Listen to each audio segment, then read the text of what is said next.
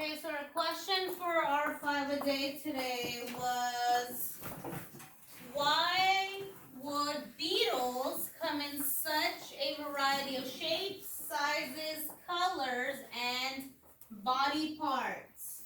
So be thinking about that for a second, and you should have wrote it down in your 5-a-day.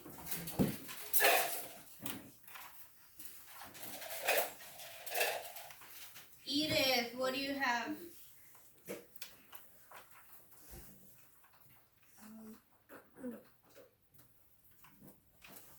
So why would beetles come in all kinds of shapes, sizes, colors, and body parts? Salvador, help her out. Huh?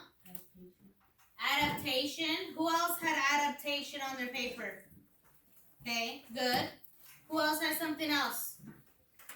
Ellis. Common ancestry, right? Who else had common ancestry? Okay, so we have a couple. Any other ones? I'm looking for one more. Evolution. Who else got evolution? Okay, good. So all these things have to do with our populations and how they change. Okay, so we're going to start a new lesson in our textbook. It's on page 394. And that is what it's called. Natural selection. Explain how populations can change over time. Do they change from one day to another? No, it takes sometimes hundreds to thousands of years for a change to occur. So if you open up your textbook to where I want you to be, what do we have a picture of here? What's that called? A manta ray. And what is our description right there underneath where it says a manta ray? Who can read that for us? Molly. A manta ray uses long fins on each side of its head to funnel tiny organisms into its mouth. This adaptation helps manta rays gather enough food to support their huge size. Okay, so it has this huge opening in its mouth that kind of just sucks in all of the insects and all the stuff that's in the water. What other animal do we know does this? Whales, right? They just take a big bowl of insects, and then whatever they don't need, they just spit it out. Okay? So that's part of his adaptation. So let's go on to our PowerPoint for today. So our main objective. Cynthia, what's our main objective for today? Students explain how trait variations can cause population to change. Okay, so what is a trait? Who can tell me what a trait is? So in the sentence, students explain how trait variations can cause populations to change. If I say you guys all have different types of traits. The definition of traits or what is Like what? Give me some examples of some traits. or haircut? You're shorter than me. Okay, shorter or height, right? Height. I had Salvador said hair color. What else? Eye color. Body size. Body size, right? These are all traits. And let's go ahead and look at a quick video. So Salvador, get the lights for me, please. The theory of evolution was developed by Charles Darwin and published in his book On the Origin of Species. He explained that natural selection is the process behind evolution. Charles Darwin developed his theories after his adventures upon the HMS Beagle. In his travels, he observed that creatures found on the islands he visited were similar to ones found on the mainland, but appeared to be slightly different. It wasn't until he returned home that he came to the conclusion that species are specially modified to their environments, and that's why they differ. He developed 4 conditions explaining why this happens. Darwin's theory of natural selection by descent with modification is testable and observable fact. Experiments have been conducted in the wild and in labs. Let's dive deeper into Darwin's 4 conditions.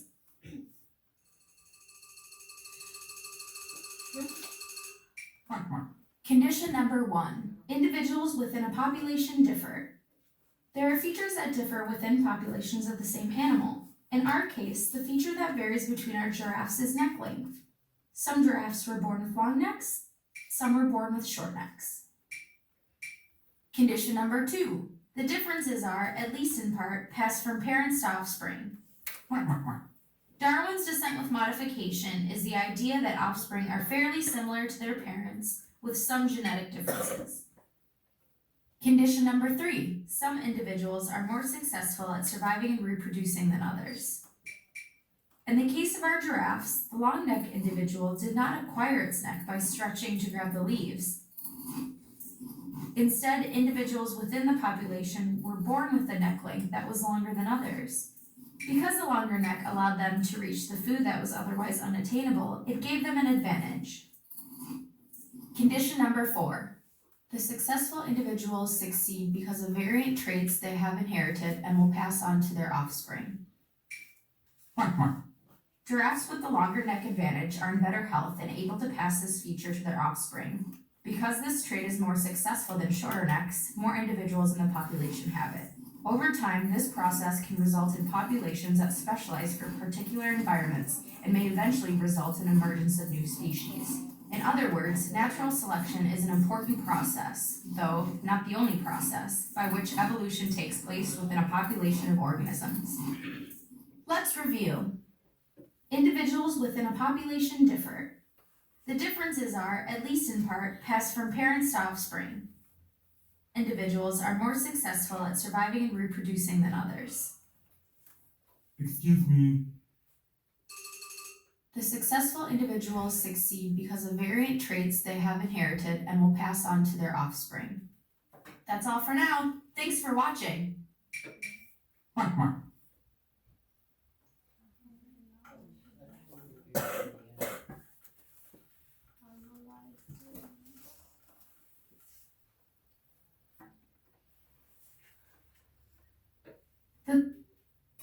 Excuse me. Individuals succeed, have inherited, That's all for now. Thanks. Okay, so with your partner, I want you to talk about these 4 things that need to happen and that Charles Darwin talks about when it comes to the theory of natural selection. So go through each one of them with your partner. At the end, I'm going to ask you what your partner told you, not what you told your partner. So go ahead, go through all 4 of them, and I might even ask you to give me an example. So read through them and really think about it. What does it mean?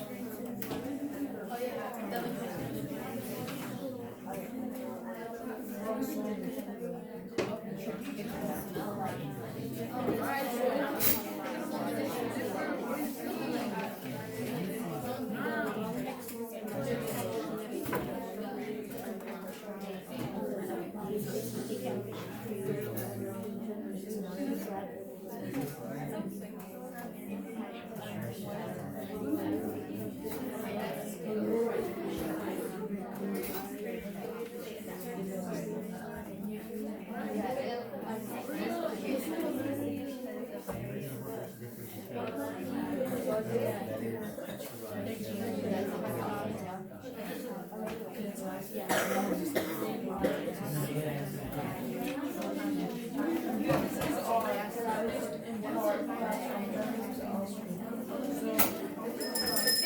let's come back as a class. Let's see, number one, individuals with a population differ. So what did, well, yeah, Salvador talk about? What did we talk about, Salvador? There's different traits, like the giraffes with the long neck and the short neck. So there are different traits within different populations, right? So like we saw the giraffe, one of the giraffes had a really long neck, one of them had a really short neck, which made it a disadvantage for that little giraffe. Number two, the differences, or at least in parts, pass from parents to offspring. Ellis, what did you and Maria talk about? We didn't get that far. Okay, Maria, what do you think? So those traits are in part passed from their parents to offspring. Do you think that's true? Yeah, right, because we get some genetics from our dad and some genetics from our mom. So we are most, in part, we have those genes passed on by our parents instead of our great grandparents. Okay.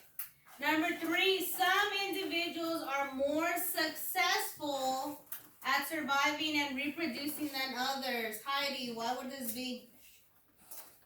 Because of the different traits that an animal has and how some are helpful and some are disadvantages. Okay, so all animals have adaptations, right? And they have specific traits that can either help them or they can be harmful. Like that giraffe that has no neck. Do you think it's gonna live that long?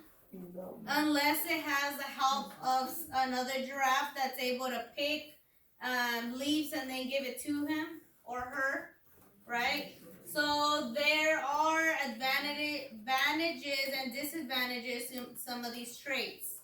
And the last one, the successful individuals succeed because of variant traits they have inherited and will pass on to their offspring. And I already went to that group. Angel. What did you and Coda talk about? We can get that. Okay, Coda, what do you think? So if there is a lion, let's say, that has really strong traits, are they most likely to inherit those strong traits to their offspring? Yeah, right? Whereas we've seen a video of a lion that isn't very healthy, it's malnourished, right? Are they gonna give good traits to their offspring? Not really, right? Okay. So let's move on to our next portion. So that was our objective. And well, what do we know about evolution and how our ancestors, our common ancestors, play a key role in the animals we have today? So what do we already know? And just raise your hand, because there's like a list of things we already know. Evolution happens over time. Evolution happens and it changes animals over time, right? What else? What else do we know? What do we know about common ancestors? Huh? Traits. So traits are passed down through common ancestors. Do we have common ancestors? Yeah, right? Single cell So we go way back to the beginning of history or science or history of science, where there was a single-celled organism which then broke up into more cells and created our first living organism. Okay? What do we wonder about this evolution and traits? What are some things we want to know, that we want to learn? Betania.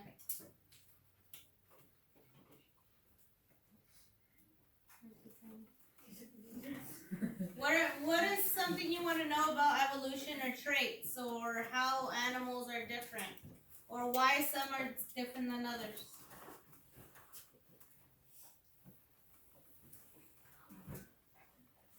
Okay, Erica, help her out.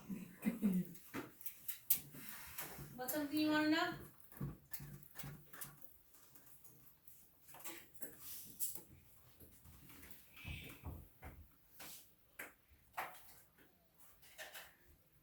Eileen, help them out. So you know everything you need to know about evolution and adaptation and traits. Yeah, we learned it all last time. Okay, so what's something that you don't know that maybe you want to know?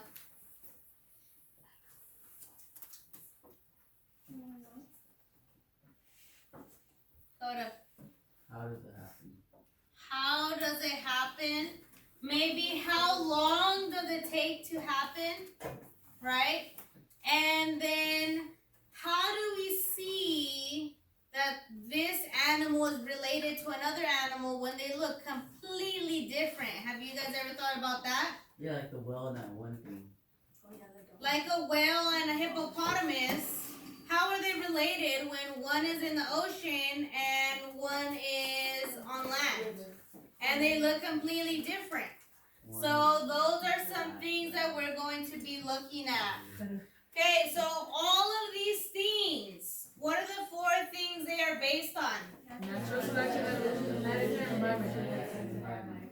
Natural selection, evolution, the genetics from their parents and ancestors, and the environment. Does environment play a key role in how animals adapt? Yes. Yes, right?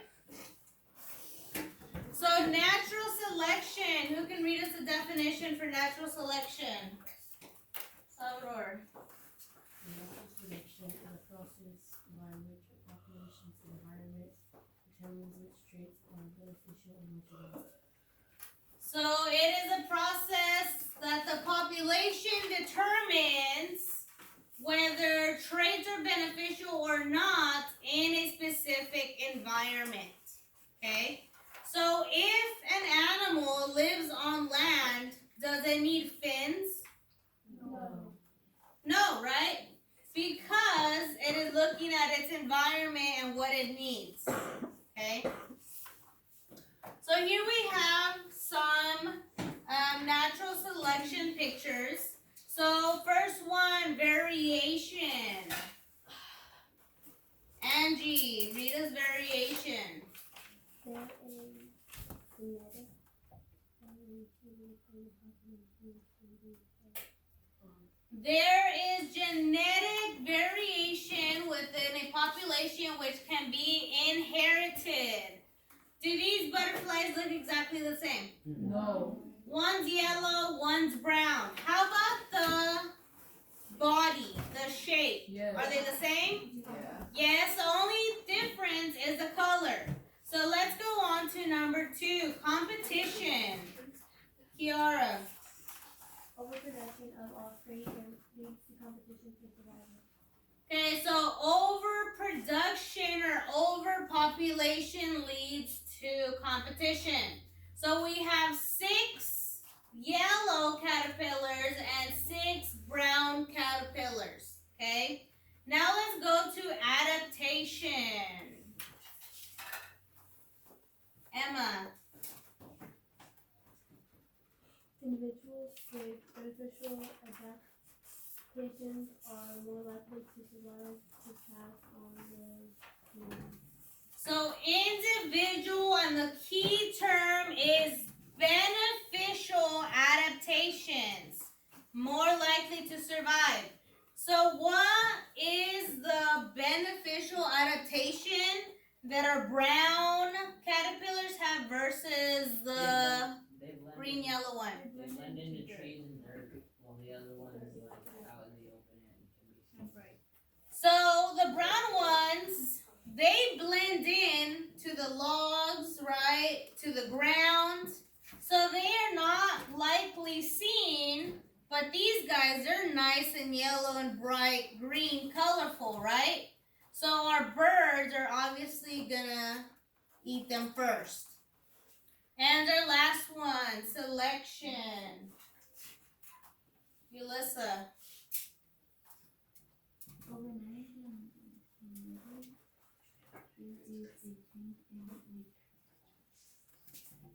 In the leader.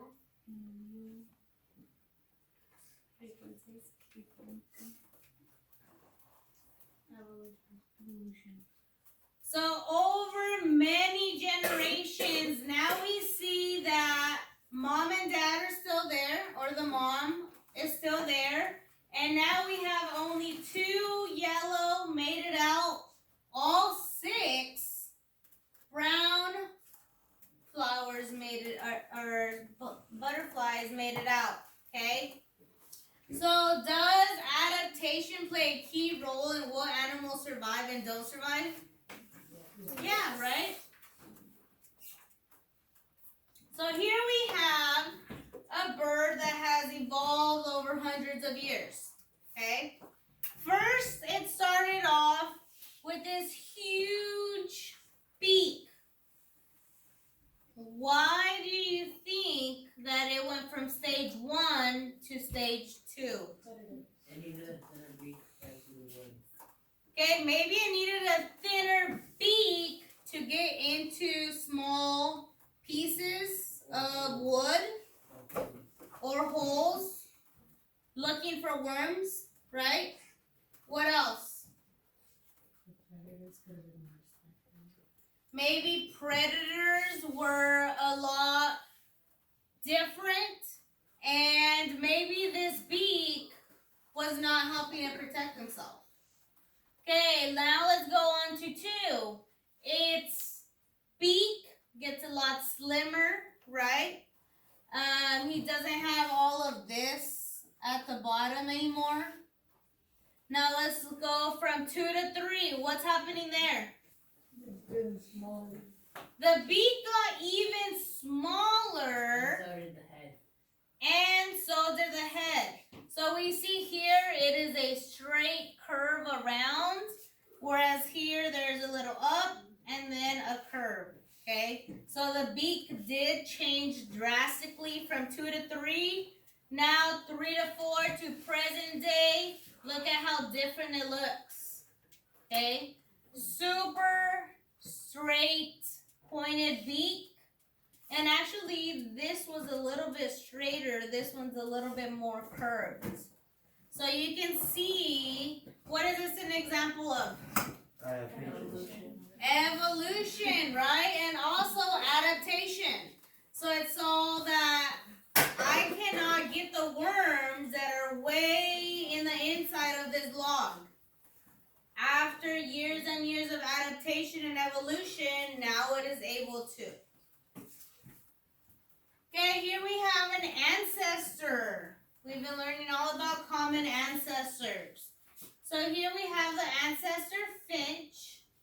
And our first one is an insect-eating bird. Okay? Why would the insect-eating bird need a whole different beak structure than the other 2? Because it's all it eats. Huh? It It just needs to be able to get into the very small areas, right? So it needs a really thin beak. Now let's look at our woodpecker type, also an insect-eating bird. But look at his beak, how different it is compared to the insect-only beak. Why would the woodpecker's beak be a lot bigger? They are trying to peck wood. Do you think that they need a really strong beak? Yes. Yeah, right? And now let's look at our seed-eating bird. He doesn't have the point anymore. Why is his mouth that way? Because he eats seeds. He eats He seeds. needs to be able to get into the farm. You never know this season. So does he need a very strong mouth to be able to crack those seeds open? Yes. Yeah, right? Okay, our giraffe. Like in the video, we saw there was one giraffe with a very small neck, right? This is our evolution. The original short-necked, this is our ancestor, okay? But there's an issue. It cannot reach the tree tops to get its leaves, okay? After it evolved, right, because it said, I need to adapt, it evolved, it elongated its neck a little bit. After generations, it kept doing that and stretching its neck to present day now. So did this happen just from yesterday to today? No. Our common ancestor had the short neck, and then they said we need to evolve and adapt so that we can actually get food and survive, okay? So a lot of these things happen because they need to survive. And here we have ourselves. So the gradual accumulation of adaptations over time. So we know we started here, right?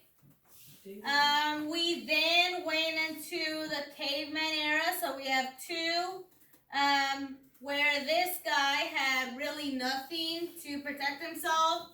Here we have a guy now has made a knife of some sort, maybe with using some bones of a carcass. Moving on to our spirit guys that have spears. This guy, now we're going into our workforce. So this guy is raking. This guy now has a power drill, and then it ends with us on the computer, right? Present day. Okay, so this was your question for your 5-a-day. Why would beetles come in such a variety of shapes, sizes, colors, and body parts? So these are just a few of our beetles. Why would they be different colors and sizes and shapes and colors?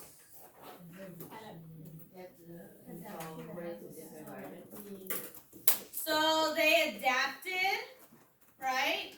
And Hyro has something to add to that? They evolved according to different environments. They evolved according to different environments, right? What else?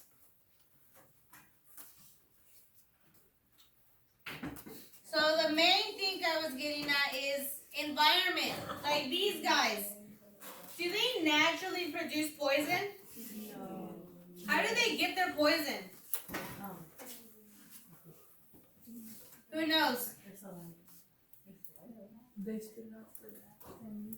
So they eat things that are poisonous. And the poison doesn't affect them because they have a really good immune system.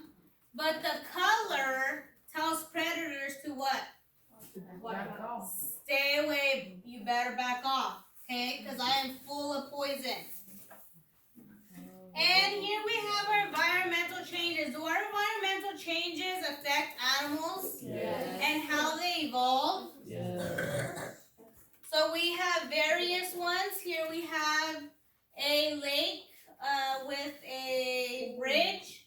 In 6 years, look at the difference, right? It was nice, beautiful, filled with water. Now there's no water left. And then we have our both sides, right? Like they say sometimes the grass is greener on the other side, not on this side, right? So it is really what human impact is doing to our natural selection and our animal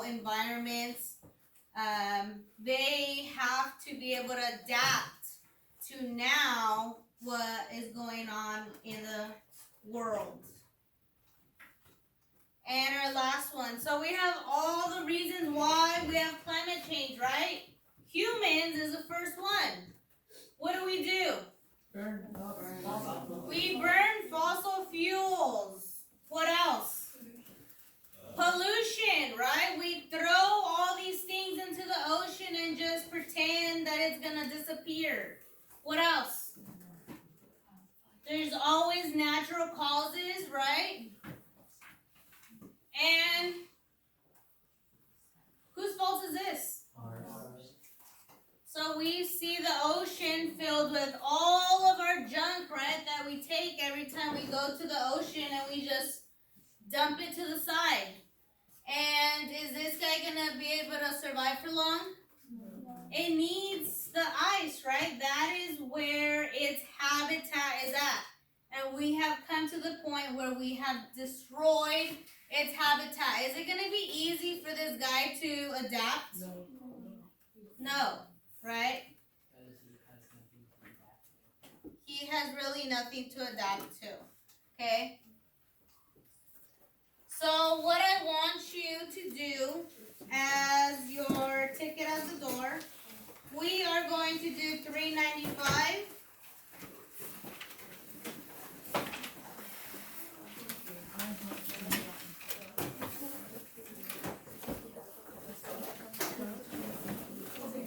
And it shouldn't take you that long.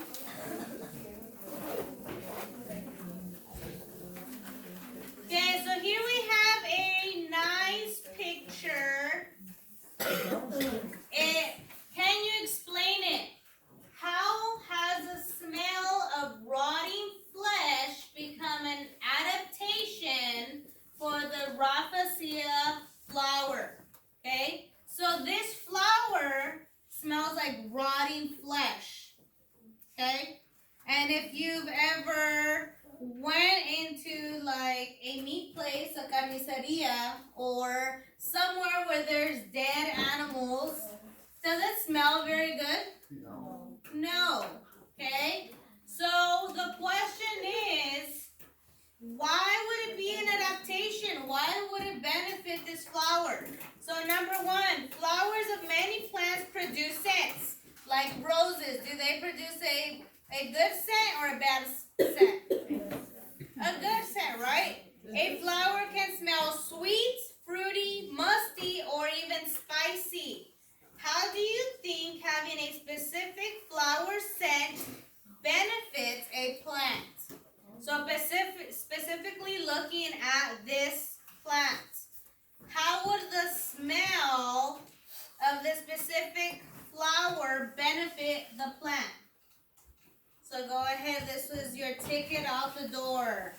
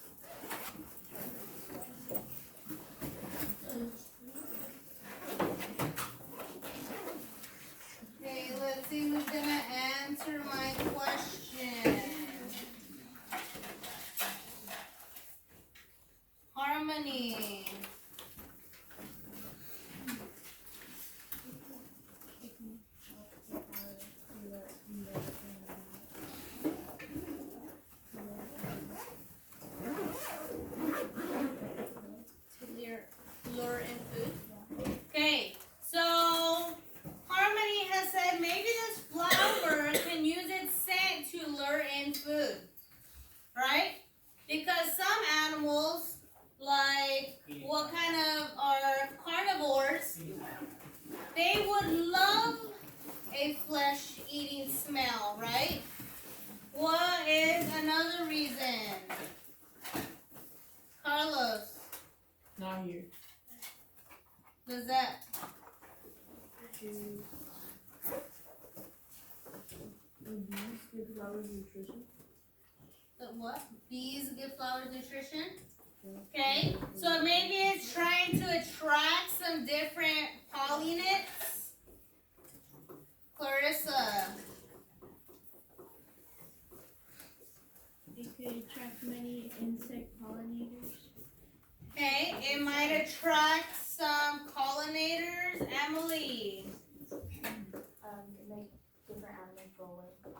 okay, so it might make a lot of animals that usually go to it say, oh, that smells gross, I'm gonna go away.